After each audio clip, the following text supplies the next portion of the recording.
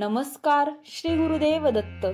श्री गुरुदेव दत्तांच्या श्री गुरुचरित्र या प्रभावी ग्रंथाच्या अध्यायांचे मराठीमधून कथासार आपण पाहणार आहोत. त्याचप्रमाणे श्री गुरुचरित्र ग्रंथाचे साप्ताहिक पारायण देखील लवकरच उपलब्ध करून देणार आहोत. त्याचा सर्व भक्तांनी लाभ घ्यावा. त्यासाठी आत्ताच आपल्या श्री गुरुदेव दत्त वाहिनीला सबस्क्राईब करा. श्री गुरुदेव दत्त. श्री गुरुचरित्र अध्याय 50. पूर्वजन्मातील रजकाची कथा. ओम श्री गणेशाय नमः. श्री सरस्वते नमः. श्री गुरुभ्यो नमः. श्री कुलदेवतायै नमः. सिद्धयोगी नामधारकाला म्हणाले, यानंतर एक मोठी अपूर्व घटना घडली. पूर्वी तुला मी एका रजकाची कथा सांगितली होती. श्री गुरूंनी त्यांच्या श्रीपाद श्री वल्लभ अवतारात कुरवपूर येथे एका रजकाला तू पुढच्या जन्मी बैदूर नगरात यवन राजा म्हणून जन्म घेशील आणि यती रूपाने मी तुला भेटेन असा वर दिला होता. ही कथा तुला चांगली आठवत असेल. त्यानुसार तो रजक यवन धर्मात जन्मास आला व बिदरचा राजा झाला. तो सर्व प्रकारच्या ऐश्वर्याचा व लौकिक सुखाचा उपभोग घेत बेदरला राज्य करीत होता. तो हीन जातीत जन्मास आला तरी पूर्वजन्मातील पुण्याईने व संस्कारांमुळे तो मोठा पुण्यशील, सुसंस्कृत, उदार अंतकरणाचा होता. तो सर्व धर्म समान मानित असे. सर्वांना उदार हस्ते दानधर्म करीत असे. तथापि पूर्वसंस्कारांमुळे त्याचे ब्राह्मणांवर विशेष प्रेम होते. त्याच्या राज्यात अनेक मठमंदिरे होती, पण तो यवन असूनही कुणाला कसलाही त्रास देत नसे. उलट मठमंदिरांना उदार हस्ते दानधर्म करीत असे. त्यामुळे त्याचे पुरोहित त्याला समजावीत, आपण यवन आहोत, आपला धर्म वेगळा, हिंदूंचा वेगळा, आपण त्यांच्या देव ब्राह्मणांची निंदाच केली पाहिजे. तुम्ही मात्र त्यांची सेवा करीत आहात, यामुळे मोठा दोष निर्माण होतो. आपण आपल्या जाती धर्माप्रमाणेच वागले पाहिजे, त्यामुळेच पुण्यप्राप्ती होते. ते ब्राह्मण महामूर्ख आहेत. ते दगडधोंड्यांची देव म्हणून पूजा करतात. ते वृक्ष, पाषाण, लाकडांनाही देव समजतात. ते लोक गाय, अग्नी, सूर्य, तीर्थ, नदी इत्यादींना देवदेवता समजतात व त्यांची पूजा करतात. ते मंद बुद्धीचे ब्राह्मण निराकार परमेश्वराला साकार मानतात. अशांची जर यवनांनी सेवा केली तर त्यांचा अधप्पात होतो. यवन पुरोहित असे बोलू लागले असता त्या यवन राजाला अतिशय राग येई.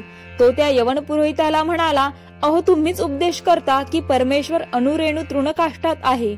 परमेश्वर सर्वेश्वर असून तो सर्वत्र आहे. मी सुद्धा तेच मानतो. सर्व सृष्टी त्या परमेश्वरानेच निर्माण केली आहे. सर्व प्राणी पृथ्वी, आप, तेज, वायू व आकाश या पंचमहाभूतातून निर्माण झाले आहे.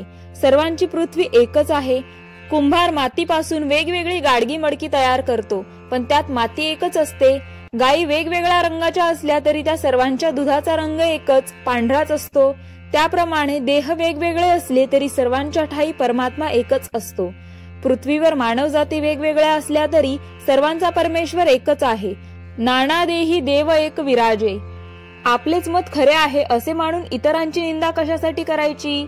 म्हणून शहाण्याने कोणत्याही धर्मपंथाची निंदास्तुती करू नये. प्रत्येक जण आपापल्या चालीरीतीप्रमाणे वागत असतो. म्हणून आम्ही म्हणतो तेच खरे, इतरांचे चूक असे मानू नये. असे बोलून राजाने यवन पुरोहितांचा युक्तिवाद खोडून काढला. पुढे काही दिवसांनी त्या यवन राजाच्या मांडीवर गळूसारखा एक फोड आला.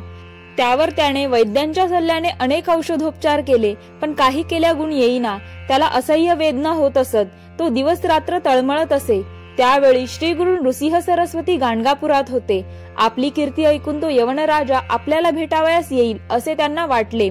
तसे झाले तरी येथील ब्राह्मणांना ते आवडणार नाही. त्यांना विनाकारण त्रास होईल. म्हणून आपण आता गुप्त राहावे हेच योग्य असा विचार करून श्री गुरु शिष्यांना म्हणाले, यावर्षी गुरु सिंह राशीत आहे. या पर्वानिमित्त आपण गोदावरी तीरावरील तीर्थक्षेत्रांची यात्रा करावी असे मला वाटते. तुम्ही यात्रेची तयारी करा. श्री गुरूंनी असे सांगताच सर्व शिष्य तयारीला लागले. इकडे तो यवन राजा मांडीवरील फोडाच्या व्याधीने फारच त्रस्त झाला. नाना प्रकारची औषधे झाली, हकीम झाले, मात्र काडी मात्र दुखणे बरे होईना. काय करावे त्याला काही समजेना. मग त्याने काही विद्वान ब्राह्मणांना पाचारण केले. तो त्या विद्वान ब्राह्मणांना म्हणाला, माझ्या व्याधीपुढे सर्व वैद्य हकीमांनी हात टेकले आहेत. कोणत्याही औषधाचा उपयोग होत नाही. जीव अगदी नकोसा झाला आहे. आता यावर काय इलाज करायचा? त्यावर ते ब्राह्मण म्हणाले, राजा, पूर्वजन्मीचे पाप असे व्याधीच्या रूपाने पीडा देते. ज्यावेळी मानवी उपाय थांबतात त्यावेळी काही दैवी उपाय करावे. यासाठी आपण तीर्थक्षेत्री जाऊन दानधर्म करावा, त्यामुळे ही व्याधी नाहीशी होईल, किंवा एखाद्या थोर सत्पुरुषाची सेवा करावी, त्यांच्या कृपादृष्टीने आजार नाहीसा होईल. सत्पुरुषांच्या दृष्टीने कोटी जन्माची पापे नाहीशी होतात. तेथे आपल्या या व्याधीचे काय चालणार? त्यावर तो यवन राजा म्हणाला, मला यवन असे मानू नका. मी ब्राह्मणांच्या दासानुदास आहे. मी पूर्वजन्मी श्री गुरुचरणांची सेवा केली होती, पण काही पापांमुळे मला यवन कुळात जन्म घ्यावा लागला आहे. त्याला माझा इलाज नाही, पण मी आपणास शरण आलो आहे. मला एखादा निश्चित उपाय सांगा. राजाने अशी विनवणी केली असता ते ब्राह्मण म्हणाले, महाराज, तुम्ही गुप्तपणे पापविनाशी तीर्थास जा व त्या तीर्थात स्नान करा, त्यामुळे पापक्षालन होऊन तुमचा रोग बरा होईल. ब्राह्मणांनी असे सांगितले असता राजाला आनंद झाला. मग तो कुणालाही बरोबर न घेता एकटाच गुप्तपणे पापविनाशी तीर्थावर गेला. तेथे त्याने मोठ्या भक्तिभावाने स्नान केले. त्याच वेळी तेथे एक संन्यासी आला. राजाने त्याला साष्टांग नमस्कार केला. मग आपल्या मांडीवरील फोड दाखवून त्यांनी विचारले, यती महाराज, माझी ही व्याधी कशामुळे बरे होईल? त्यावर तो संन्यासी म्हणाला, एखाद्या थोर अवतारी पुरुषाचे दर्शन घेतले असता तुझा हा आजार पूर्णपणे बरा होईल. थोर अवतारी पुरुषाच्या कृपादृष्टीचा प्रभाव किती मोठा असतो याविषयी मी तुला एक प्राचीन कथा सांगतो. ती ऐकलीस की तुझी खात्री पटेल. असे बोलून त्या संन्याशाने कथा सांगण्यास सुरुवात केली. पूर्वी अवंती नगरीत एक ब्राह्मण राहत होता. तो नुसता नावाचाच ब्राह्मण, अत्यंत दुराचारी होता, मदोन्मत होता. ब्राह्मण कुळाला कलंक असलेला तो अनेक स्त्रियांशी व्याभिचार करीत असे. तो स्नान, संध्या, पूजा पाठ इत्यादी जो ब्राह्मणांचा आचार धर्म असतो त्याचा पूर्ण त्याग करून पिंगला नावाच्या एका वैश्याच्या घरी राहत असे. तिच्याकडे भोजन करीत असे. एकदा तो त्या वैश्याच्या घरी असताना ऋषभ नावाचा एक महायोगी तेथे आला. त्याला पाहताच त्या ब्राह्मणाने व पिंगलेने त्या महायोग्याला साष्टांग नमस्कार घालून त्याला सन्मानपूर्वक घरात आणले व त्याची मोठ्या भक्तिभावाने यथासांग पूजा केली. त्याचे चरणतीर्थ घेतले. त्याला उत्तम भोजन दिले व पलंगावर झोपविले. त्याचे पाय चेपले. त्याला गाढ झोप लागली. ती दोघे रात्रभर त्या योगेश्वराची सेवा करीत राहिले. त्यांच्या सेवेने प्रसन्न झालेला तो ऋषभ योगेश्वर सकाळी जागा झाला. त्या दोघांना आशीर्वाद देऊन निघून गेला. कालांतराने त्या दुराचारी ब्राह्मणाला व पिंगला वैश्याला वार्धक्याने मृत्यू आला. त्या वृषभ योग्याची मनोभावे सेवा केल्यामुळे तो ब्राह्मण दशार्ण राजा वज्रबाहू व त्याची सुमती नावाची पत्नी यांच्या पोटी जन्मास आला. सुमती गर्भवती असताना तिच्या सवतीने मत्सरापोटी तिला विष घातले. त्या विषाने ती मेली नाही, पण तिच्या सर्वांगाला फोड झाले. तशाच स्थितीत ती प्रसूत झाली. विषामुळे नवजात बाळाच्या अंगावरही फोड उठले. त्या मायलेकरांचे अतिशय हाल होत होते. त्यांना वेदना होत होत्या. त्यांचे हाल पाहून राजाला मोठी काळजी वाटू लागली. त्याने पुत्रजन्माचा उत्सव केला नाही. त्याने मोठमोठ्या वैद्यांना पाचारण करून राणीवर व राजपुत्रावर औषधोपचार केले, पण कशाचाही उपयोग झाला नाही. ती मायलेकरे असह्य वेदनांनी ओरडत होती. राजाला त्या दोघांचे हाल पाहावेनात. त्या फोडांनी त्या दोघांची शरीरे नासून किळसवाणी झाली. शेवटी राजाने मन कठोर करून त्या दोघांचा त्याग करण्याचा निर्णय घेतला. त्याने काही कोळ्यांना बोलावून सांगितले, या दोघा मायलेकरांना निर्मनुष्य अशा अरण्यात नेऊन सोडून या. राजाचा हा निर्णय ऐकून राजवाड्यातील सर्व स्त्री पुरुषांना अतिशय दुःख झाले. ते राजाला शिव्याशाप देऊ लागले. त्याला पापी, दुराचारी म्हणू लागले. राजाच्या आज्ञेनुसार कोळ्यांनी राणीला व राजपुत्राला रथात बसवून निर्मनुष्य अशा अरण्यात नेऊन सोडले. बिचारी सुमती आधीच शरीरावरील फोडांनी त्रस्त झालेली, त्यातच पतीने त्याग केलेला, यामुळे ती आक्रोश करत होती. आपल्या व्याधीग्रस्त मुलाला कडेवर घेऊन रानावनात भटकू लागली. अन्न पाण्याविना तिचे फार हाल होत होते. त्या घोर अरण्यात भटकत असताना तिला काही गुराखी दिसले. ती त्यांच्या जवळ पाणी मागू लागली. तेव्हा ते गुराखी तिला म्हणाले, तू अशीच पुढे जा. तेथे तुला एक मंदिर दिसेल. तेथे तुझी खाण्यापिण्याची, राहण्याची सोय होईल. असे त्या गुराखांनी सांगितले असता सुमती मुलाला घेऊन पुढे जाऊ लागली. वाटेत तिला एक गाव लागले. त्या गावातील लोक तिला सुखी समाधानी वाटले. ते पाहून तिला खूप बरे वाटले. तिने त्या गावातील स्त्रियांकडे जाऊन या गावाचा राजा कोण आहे असे विचारले असता त्या स्त्रिया म्हणाल्या, पद्माकर नावाचा वैश्य या गावाचा मुख्य आहे. तो मोठा पुण्यवान, परोपकारी व धर्मशील श्रीमंत व्यक्ती आहे. तू त्याला भेट. त्याला आपली परिस्थिती सांग. तो तुला नक्की आश्रय देईल. त्या स्त्रिया असे सांगत होत्या. त्याच वेळी पद्माकराची दासी योगायोगाने तेथे आली. त्या मायलेकरांची दयनीय अवस्था पाहून त्या दासीला त्यांची दया आली. ती त्या दोघांना घेऊन पद्माकराच्या घरी गेली. त्या पद्माकर वैश्याने त्या दोघांना आपल्या घरी आश्रय दिला. त्यांच्या अन्न वस्त्राची, राहण्याची व्यवस्था केली. त्या पद्माकर वैश्याकडे राहत असताना एके दिवशी त्या राजपुत्राला म्हणजे सुमतीच्या मुलाला मृत्यू आला. आपला एकुलता एक पुत्र मरण पावला म्हणून सुमती दुःखाने जमिनीवर गडबडा लोळू आक्रोश करू लागली. राजवाड्यातील स्त्रियांनी तिचे परोपरीने सांत्वन करण्याचा प्रयत्न केला, पण सुमतीचा शोक काही केल्या थांबेना. त्याच वेळी दोघांचे पूर्वजन्मातील पुण्यकर्म लक्षात घेऊन महायोगी ऋषभ तेथे प्रकट झाले. त्यांना पाहताच पद्माकर वैश्याने त्या योगीशाला साष्टांग नमस्कार करून त्याची यथासांग पूजा केली. त्यावेळी त्या योगीशाने विचारले, घरात कोण बरे रडत आहे, काय झाले आहे? पद्माकराने त्या मायलेकरांची हकीकत सांगितली. ती ऐकताच त्या महायोगी ऋषभाला त्या मायलेकरांची दया आली. मग तो सुमतीजवळ जाऊन तिला समजावीत म्हणाला, तू विनाकारण शोक का बरे करतेस?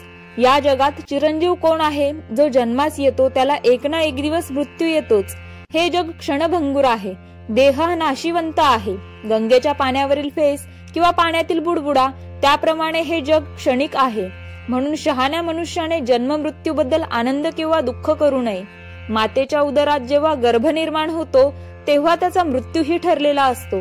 कोणी तरुणपणी मरतो तर कोणी वृद्धपणी मरतो. प्रारब्धानुसार सर्व काही घडत असते. आई वडील पुत्र इत्यादी नाती मायेपोटी निर्माण झालेली असतात.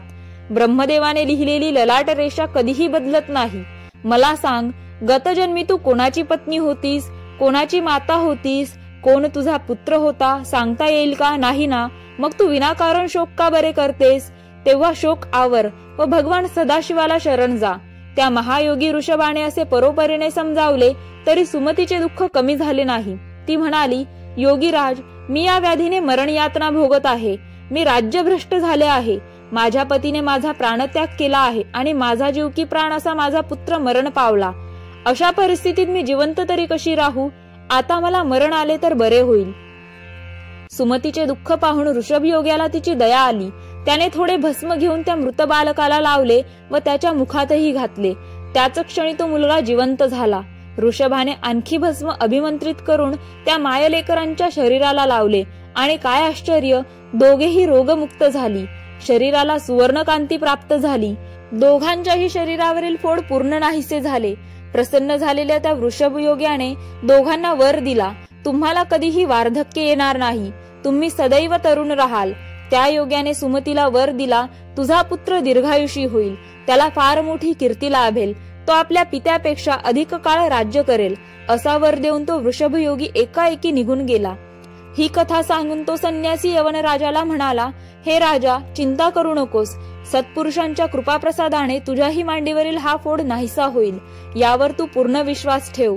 त्या संन्याशाने असे सांगितले असता यवन राजाने नमस्कार करून विचारले, ते सत्पुरुष कोठे आहेत मला सांगा, म्हणजे मी लगेच त्यांच्याकडे जातो व त्यांच्या चरणांचे दर्शन घेतो. त्यावर संन्यासी म्हणाला, गाणगापुरात भीमेच्या तीरावर ते महात्मा आहेत. तू त्यांच्याकडे जा व त्यांचे दर्शन घे. त्यांचे दर्शन घेताच क्षणी तुझी व्याधी नाहीशी होईल. हे ऐकताच तो यवन राजा श्री गुरूंच्या दर्शनाला निघाला. मजल दरमजल करीत गाणगापुरात आला. त्याने गावातील लोकांना विचारले, येथे एक थोर संन्यासी राहतात असे मी ऐकले आहे. आता ते कोठे आहेत? असे त्याने विचारताच गावातले लोक घाबरले. ते आपापसात चर्चा करू लागले, अहो, आता काही खरे नाही. हा यवन श्रीगुरूंची चौकशी करतो आहे. आता हा काय करील सांगता येणार नाही. अतिशय घाबरलेले तो लोक काहीही बोलेनात. तेव्हा तो राजा रागावून म्हणाला, अरे बोला ना, मी त्यांचे दर्शन घेण्यासाठी आलो आहे. ते आता कोठे आहेत ते मला सांगा. मग लोकांनी सांगितले की श्रीगुरु नित्य माध्यान्ह काळी भीमा अमरजा संगमावर अनुष्ठानासाठी जातात. अनुष्ठान पूर्ण झाले की मठात परत येतात. आता ते संगमावर आहेत. हे ऐकताच यवन राजा आपला लवाजमा मागे ठेवून एकटाच मेन्यात बसून श्रीगुरूंना भेटण्यासाठी संगमावर गेला. दुरूनच श्रीगुरूंना पाहताच तो मेन्यातून खाली उतरला. पायी चालत चालत श्रीगुरूंच्या समोर गेला व भक्तिभावाने हात जोडून उभा राहिला. श्रीगुरूंनी त्याला विचारले, काय रे रजका, तुझी आणि माझी भेट पूर्वी झाली होती. आता खूप वर्षांनी परत आला आहेस. श्रीगुरू असे बोलताच त्या राजाला पूर्वजन्माची आठवण झाली. त्याने श्रीगुरूंना साष्टांग नमस्कार घातला. त्यांच्या चरणपादुकांवर लोळण घेतली. त्याचे शरीर रोमांचित झाले. त्याच्या डोळ्यांवाटे आनंदाश्रू वाहू लागले. तो हात जोडून म्हणाला, स्वामी, आपण माझी उपेक्षा का बरे केली? मी अनाथ झालो. मी आपल्या चरणांपासून वेगळा झालो. मी मदोन्मत होऊन आपले चरण विसरलो. आपण जवळ होतात तेव्हा मी आपणास ओळखले नाही. आपण भक्तजनांची कधीही उपेक्षा करीत नाही. अशी माझी पूर्ण खात्री होती. मग आपण मला अज्ञान सागरात का बरे लोटून दिले? आता माझा उद्धार करा, यासाठी मी आपणास शरण आलो आहे. आता मला हा जन्म पुरे. श्री गुरु त्याला म्हणाले, मी तुझ्यावर प्रसन्न आहे. तुझ्या सर्व इच्छा वासना पूर्ण होतील. तेव्हा राजा म्हणाला, स्वामी, माझ्या मांडीवर मोठा फोड आला आहे. त्याच्या असह्य वेदना होत आहेत. आपण एकदा कृपादृष्टीने पहावे. राजाचे ते बोलणे ऐकून श्री गुरु हसून म्हणाले, अरे तो फोड कोठे आहे, दाखव बरे. राजा पाहतो तो काय, तो असह्य वेदना देणारा फोड नाहीसा झाला होता. ते पाहून राजाला मोठे आश्चर्य वाटले. तो श्री गुरूंच्या चरणांवर मस्तक ठेवून म्हणाला, स्वामी, मला आपण रोगमुक्त केलेत. मला राजपद व सर्व ऐश्वर्य देऊन माझी गत जन्मातील इच्छा पूर्ण केली. ही सगळी केवळ आपलीच कृपा. आता आपण एकदा तरी माझ्या राजधानीत यावे अशी माझी प्रार्थना आहे. त्यावर श्री गुरु म्हणाले, अरे आम्ही आहोत तापसी संन्यासी. आम्ही तुझ्या नगरात कसे येणार? तेथे तर हिंसादी पाप कर्मे चालू असतात. तेथे गोहत्या होत असते. जीवहिंसा हे महापाप. अशा ठिकाणी आम्ही येणे योग्य ठरणार नाही. राजा म्हणाला, माझा पूर्वीचा जन्म रजकाचा, पण आपल्या आशीर्वादाने मला राज्य मिळाले, अनेक प्रकारची सुखे मिळाली. पण एकदा मला पुत्र पौत्र होऊ द्यात. सर्व गोष्टींचा त्याग करून मी आपली सेवा करीत येथेच राहीन. राजाने अशी परोपरीने विनंती केली असता श्री गुरूंनी विचार केला, आता यापुढे यवनांची सत्ता वाढणार. तेव्हा आता कलियुगात जास्त काळ प्रकट राहणे योग्य नाही. आज हा यवन राजा येथे आला आहे. उद्या त्याचे प्रजाजन येऊ लागतील. तेव्हा आता आपण गुप्त होणेच योग्य ठरेल. तेव्हा सिंहस्थाच्या निमित्ताने गौतमी यात्रा करू व राजाची ही इच्छा पूर्ण करू, असा विचार करून ते मठाकडे निघाले. राजाने त्यांना मेन्यात बसविले. त्यांच्या पादुका हातात घेऊन तो पायी चालू लागला. तेव्हा श्री गुरु त्याला म्हणाले, राजा, तू ब्राह्मणांची सेवा करतो आहेस. असे तुझ्या लोकांनी पाहिले तर ते तुझी निंदा करतील, म्हणून तू मेन्यात बस. पण राजाने ते मानले नाही. मी आपला दासानुदास आहे असे म्हणून तो चालतच राहिला. राजाने आपल्या बरोबर आणलेले सर्व ऐश्वर्य दाखविले. श्री गुरु त्याला म्हणाले, राजा, तुझ्या या लवाजम्याबरोबर जायचे तर उशीर होईल. माझ्या नित्य अनुष्ठानात खंड पडेल. तू पुढे जा, मी तुझ्या नगरीत येईन. असे सांगताच राजा निघून गेला. मग श्री गुरु शिष्यांसह अदृश्य झाले व मनोवेगे पापविनाशी तीर्थावर आले. श्री गुरु आल्याचे समजताच सायनदेव साखरेचा पुत्र नागनाथ तेथे आला. श्री गुरु अनुष्ठानास बसले होते. नागनाथांनी श्री गुरूंना आपल्या घरी नेऊन त्यांची यथासांग पूजा केली व मोठी समाराधना केली. मग श्री गुरु त्याला म्हणाले, आता आम्हाला निरोप दे. बिदरचा यवन राजा मला पापविनाशी तीर्थावर भेटावयास येणार आहे. मी तेथे दिसलो नाही तर तो येथे येईल. तुम्हा ब्राह्मणांना त्याचा उपद्रव होईल. असे सांगून तो त्याला अनेक आशीर्वाद देऊन श्री गुरु पापविनाशी तीर्थावर गेले. पूर्वी ठरविल्याप्रमाणे यवन राजा तेथे आला. त्याने श्री गुरूंना पालखीत बसवून वाजत गाजत आपल्या राजधानीत नेले. ब्राह्मणादी हिंदूंना आनंद झाला, पण यवनांनी राजाची निंदा केली. राजांनी श्री गुरूंना उच्चासनावर बसवून त्यांची पाद्य पूजा केली. त्यांच्या बरोबर आलेल्या शिष्यांचा सन्मान केला. मोठा दानधर्म केला. ब्राह्मणांना व याचकांना संतुष्ट केले. या निमित्ताने प्रजाजनांनाही श्री गुरूंच्या दर्शनाचा लाभ झाला. संतुष्ट झालेल्या श्री गुरूंनी एकांतात राजाला आशीर्वाद देऊन विचारले, आता तू संतुष्ट झाला आहेस ना? तुझी आणखी काही इच्छा आहे का? असेल तर सविस्तर सांग. राजा म्हणाला, स्वामी, आता तुमची चरण सेवा घडावी एवढीच माझी इच्छा. मला मुक्ती हवी आहे.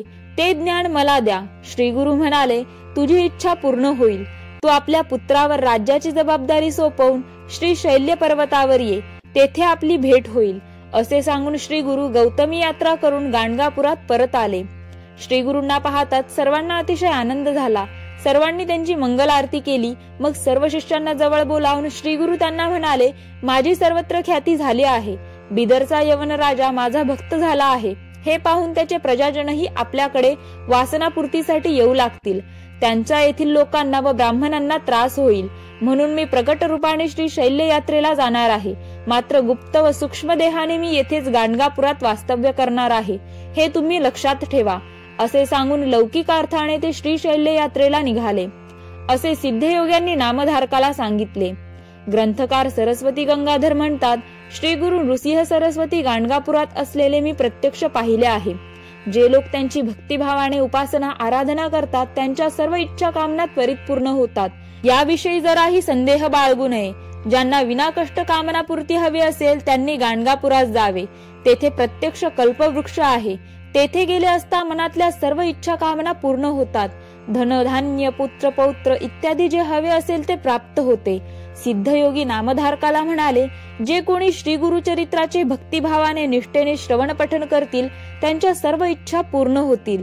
अशा रीतीने श्री गुरुचरित्रामृतातील पूर्वजन्मातील रजकाची कथा नावाचा अध्याय समाप्त. श्री गुरु दत्तात्रेयार्पणमस्तु. या पुढील भागामध्ये आपण अध्याय 51 पाहणार आहोत. आत्ताच व्हिडिओला लाईक करा, जास्तीत जास्त भक्तांपर्यंत व्हिडिओ शेअर करा. अध्याय श्रवणानंतर कमेंट्स मध्ये श्री दत्तगुरूंच्या नामाचा वर्षाव करा. आपल्या श्री गुरुदेव दत्त वाहिनीला आत्ताच सबस्क्राईब करा. धन्यवाद. श्री गुरुदेव दत्त.